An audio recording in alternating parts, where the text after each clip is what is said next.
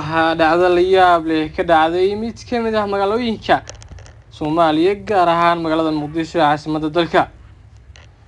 Ciidamada ammaanka ee dowladda Soomaaliya gaar ahaan kuwa booliska gobolka Banaadir oo howlgal ka sameeyay degmada Dharkiinley ayaa gacanta ku soo dhigay haweeney jirdil xooggan u geysatay ilmo u dhalay siigeeda.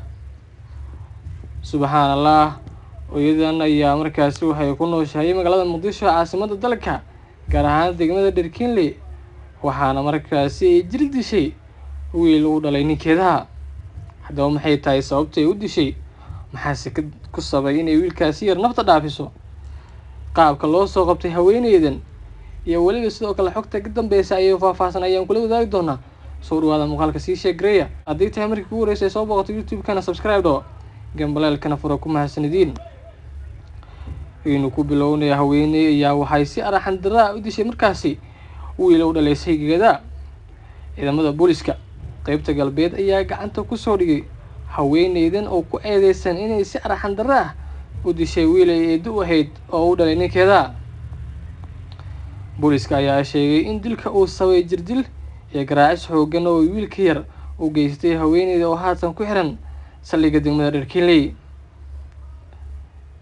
Hooyadan ayaa markaasi waxaa soo qabtay ciidamada booliska ayagoo markaasi sheegay in tacadiyo, jirdil iyo garaacis xooggan ay u geystay wiilkaasi yar ee waxba galabsan oo u dhalay ninka ayada qabo.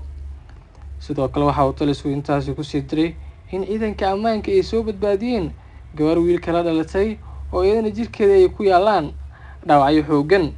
Kaliya ma aha wiilka waxa la jirdilay ee waxaa kaloo jirta iyadana markaasi gabar la dhalatay oo iyadana garaacis iyo jirdil xooggan loogu geystay halkaasi. 13 bishii shanaad 2023 abbaare 8 fiidnimo ciidanka booliska qaybta galbeed gaar ahaan saldhigga Dharkiinley ayaa gacanta ku soo dhigay haweeney ku eedeysan inay si arxan darro u dishay wiil ay eedo u ahayd, halka gabadha wiilka la dhalatay boolisku ka badbaadiyay gabadhana ay dhaawacyo badan ku yaalaan waxayna u ahayd eedo aabo qabo, ayaa lagu yiri war qoraal oo ka soo baxay taliska booliska gobolka Banaadir. Dhacdadan ayaa markaasi waxay la yaab ku noqotay gudaha shacabka ku dhaqan magaalada Muqdisho iyo Soomaalida dhan. Bariyahan dambe magaalada Muqdisho ee caasimadda dalka ayaa waxay ka nasatay markaasi jirdilka carruurta loo geysanayo iyo kuwa nafta la dhaafinayo. Iyadoo maalmihii ugu dambeeyay halkaasi ammaanka uu sugayay ciidamo boolis military ah oo laga keenay dalka Uganda. Taliska qaybta booliska ee gobolka Banaadir ayaa sidoo kale xusay in eedeysanaha la horgeyn doono maxkamad si loogu qaado tallaabo adag oo sharciga waafaqsan. Eedeysanaha ayaa boolisku gacanta ku haya waxaana la waafajin doonaa maxkamadda awoodda u leh si cadaalad loo mariyo, ayaa mar kale lagu yiri qoraalka taliska booliska. Wiilkaasi ayaa waxaa si arxan darro u dishay markaasi hooyo uu qabo aabihiis, waxaana markaasi gacanta ku soo dhigay booliska magaalada Muqdisho ee caasimadda dalka. Sidoo kalena waxaa la horgeyn doonaa maxkamadda si loogu qaado tallaabo adag sida arxan darrada ay u dishay wiilkaasi iyo weliba sidoo kale gabadhaas yariista ee la dhalatay jirdilka ay u geysatay. Dhinaca kale, booliska ayaa fariin u diray shacabka ku dhaqan caasimadda wuxuuna ka codsaday inay kala shaqeeyaan amniga ayna u soo gudbiyaan xogta ay hayaan. Maalmihii ugu dambeeyay magaalada Muqdisho ee caasimadda dalka waxaa la shaqeynayay shacabka iyo weliba sidoo kale booliska iyadoo markaasi la fashilinayay weeraro ay markaasi la soo beegsanayaan argagixisada dadka shacabka ee ku dhaqan magaalada iyo weliba sidoo kale halka ciidamada ay fadhiismo u yihiin iyo weliba sidoo kale halka ciidamada ay fadhiistaan sida saldhigyahooda iyo weliba sidoo kale xarumo boolis ah. Waxaa markaasi haatan gacanta lagu hayaa hooyadaasi falka argagixisanimada leh ee bahalnimada u geysatay wiilkaas yar naftana dhaafisay.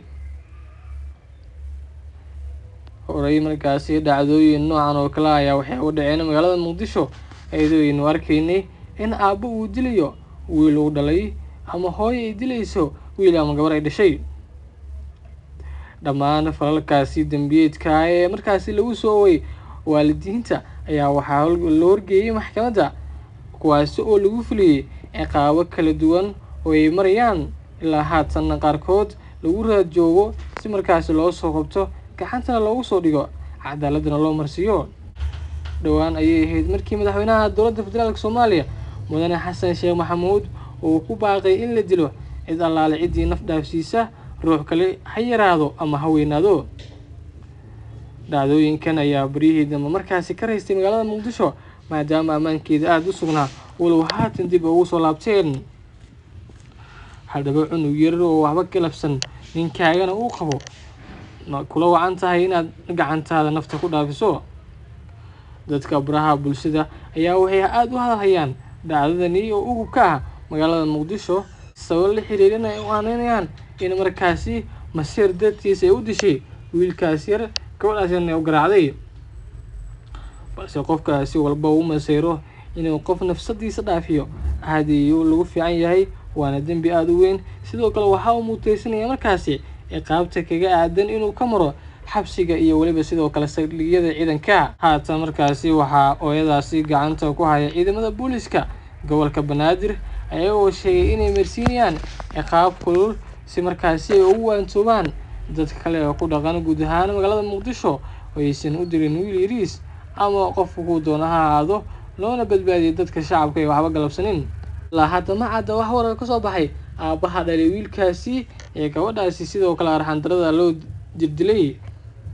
waxaa haatan gacanta lagu hayaa hooyadaasi oo falalkaasi ku kacday sidoo kalena wiilkaas yar nafta dhaafisay. allah u naxariisto dhammaan intii dhimatay oo ugu dambeeyo wiilkaas yariiska oo ay dishay haweeney uu qabay aabihiis. dhacdooyinkan ayaa markaasi waxay noqonayaan dhacdooyinka ugu la yaabka badan ee laga diiwaangeliyo magaalada Muqdisho caasimadda dalka.